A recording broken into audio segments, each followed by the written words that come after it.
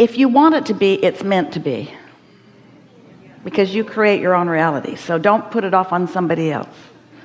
If you want it to be, and if it isn't easy, it's because you're not letting it be easy. If it's meant to be, make it easy. Think about another way of saying that. Since whatever I want I can have, how can I make this easy on myself? And the answer to that is always believe it. But see how helpful the universe is to just keep coaxing you along in your belief?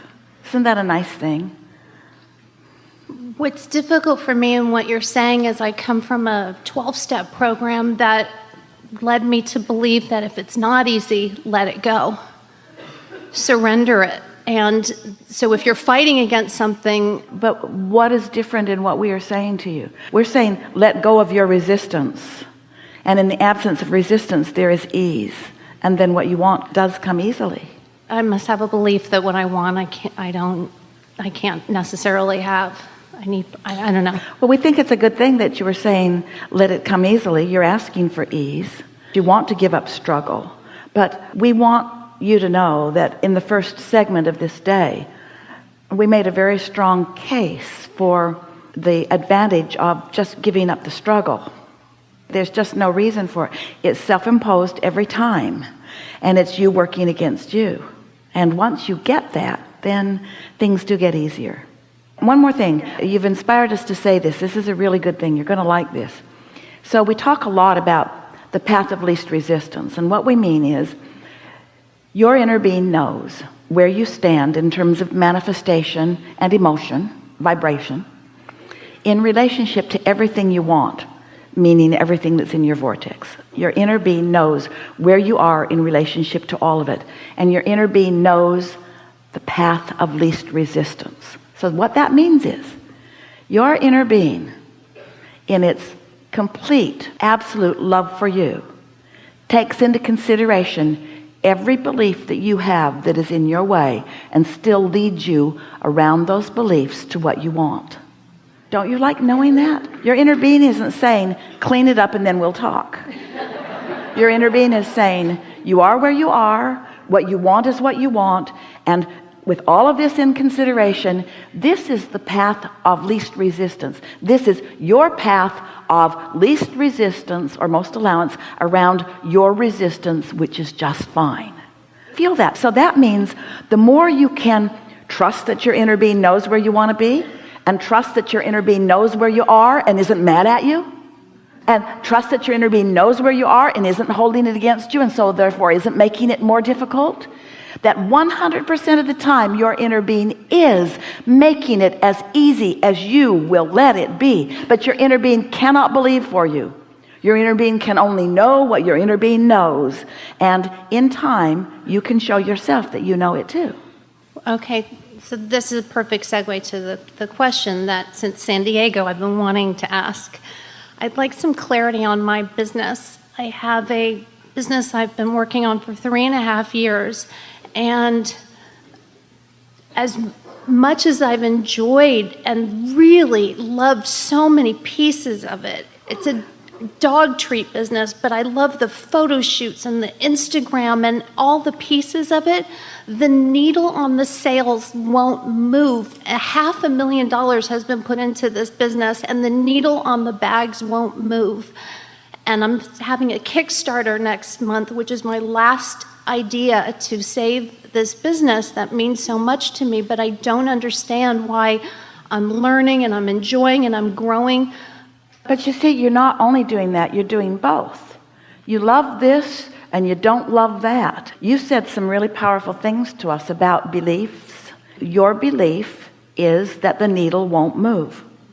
You're a wise woman. The reason that you believe it is because you're watching it. You're not making it up. You're watching it, and therefore you believe it, and therefore you can't get past it. And it's a lot to ask somebody to not believe what is. We're not saying don't believe it, because it is. We're not saying don't believe it because the accountants will back it up with their figures. We're not saying don't believe it. We're saying don't give your attention to beliefs that hurt you when you give your attention to beliefs that hurt you. Don't give your attention to beliefs that hurt you when you give your attention to beliefs that hurt you. We're saying don't give your attention to beliefs that hurt you. We're saying there's no value in giving your attention to a belief that hurts you. We're saying there's no value in giving your attention to something that is true that you don't want. Because every time you give your attention to something that's true that you don't want, you practice the vibration of it and you don't let it be easy. And then the needle won't move. The needle won't move because your beliefs don't move. And your beliefs don't move because you keep looking at what is. What is keeps holding you right where you are because you've got your attention upon right where you are, because that's what humans do. You face reality. But you are a new breed of humans. Maybe you don't want to face as much reality as you want to create a new reality. So we're not saying don't believe it. We're just saying don't keep that belief active. Replace that belief that hurts you with other beliefs that don't hurt you. Like these dog treats are really, really good. And like this is really, really fun. And like I'm really, really good at so many aspects of this. And like this was a really big dream. And this is a really right time for it, because never before in all of the universe has there been a time when more people were more in love with more dogs. There's just never been a better time for that. Those beliefs are also factual and true, and they don't hurt when you focus upon them. They don't feel bad to you because they don't get you cross current of you see. Honest to God, they are my beliefs. It is the best dog treat in the entire world. We know that. And it's also the most expensive one. And I feel, but isn't it possible that that it's just not a great business idea? Isn't it possible that I'm barking up the wrong tree? Well, you're not going to get us to ever admit that you can't have everything that you want. These are the things that aren't possible. It's not possible for an idea to be so wrong that it can't come about. It's possible that you hold beliefs that are in your way. Esther had an interesting experience. She has a new house in San Antonio. And everything about it's wonderful, or most everything. But one thing that was a little stumbling thing is when they went to turn the fire feature on the pool, it made a howling sound in the house. And the man looked at her like, "Can you live with that?" And she looked at him like, "Are you an idiot?" She didn't say anything like that. She smiled as she thought really bad things. And so then she said, "Well, let's turn the fire feature off. Let's just turn the pool heater on." Still howled. So not only does the fire feature make it howl, but the water being warm makes it howl too. So after some conversation with a lot of people, the utility company and the plumbers that installed the gas line and the builders who are the main contractors and the owner of the company that built the house, it was concluded that the remedy is to put in a new gas line, which requires disassembling the house to some degree. So Esther was not really very happy about that idea, but understood. And so as they talked, they figured out how they can go up through the garage and make a big hole in the ceiling of the garage. And that's all right with Esther because it's in the garage and they'll fix it. You'll never know. And then go through the attic, which is all right because she doesn't live up there hardly at all. And then they'll come down the outside of the house and make a big mess on the outside of the house, but then they'll put it back and you'll never know. So the disruption to Esther is not going to be that great. This is the path of least resistance for their screw up. So as Esther got thinking about it, she got very philosophical about it and very Abrahamish about it. And she thought, my house and its things, my water heaters and my range and my fireplaces and my fire feature and my pool and its heater are asking for more than the supply can give. I have more desire than belief.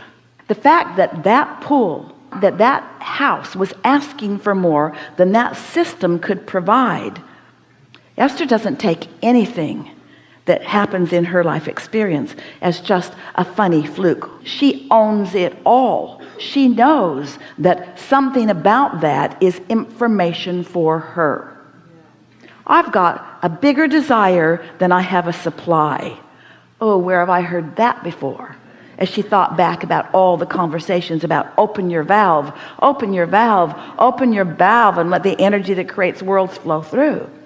So there's nothing wrong with coming to an awareness that you have a desire that is one thing and a belief that is another. Life's going to constantly promote a new desire within you that you're not up to speed with in the beginning. That's always going to be the way that it is.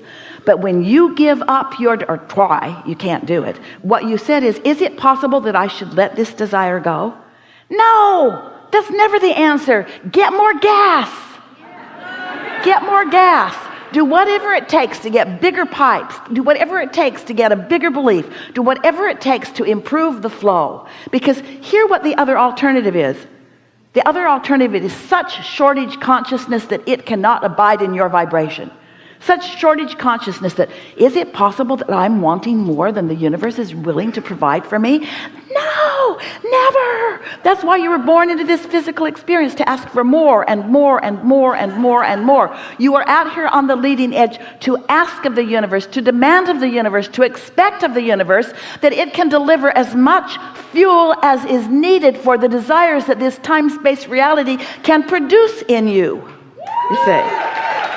So the answer is never, ever, ever, ever, ever say, oh, never mind, just cap off the fire feature, I don't mind. I can bathe in a hot tub, and I hardly ever get in the pool anyway. And hot pool makes steam sometimes, and that's not pleasant. And I don't want to create my own cloud atmosphere out there. So anything that doesn't work, just cap it off and let's call it a day. No! Make every single thing work. Make it all work. Make it all work. Make it all work, and make it all work the way you want it to be. Because the universe has the power to give it to you. Why would you settle for less? And do you know what? You're the only one who's got your hands on the valve. It's only you. It's only you. So it's only your bogus thoughts about your business that are making you not let the needle move. That's all. Don't give the credit or the power to anybody else. And the best thing is, when something doesn't go right, you know what it does? Makes you want it to go right more. Esther has never, ever thought so much about gas in her house, in her life. It never even occurred to her that this was a thing. It's making her wonder what other fire features she might want. Because now she has high pressure line into her house and a mega meter from the street. They brought her the biggest gas meter that's ever been installed in a neighborhood. And so she's thinking, oh, gas to spare. What might I light? Maybe I'll light up the sky. There are no limits. And so don't be hard on yourself. We are not being hard on yourself that you've got some beliefs that are in the way. A strong enough desire will blast beliefs that are in the way out of the way. But that wasn't what your tendency was just now. You were leaning in the direction of trying to do the impossible, which is give up on your desire. Never do that.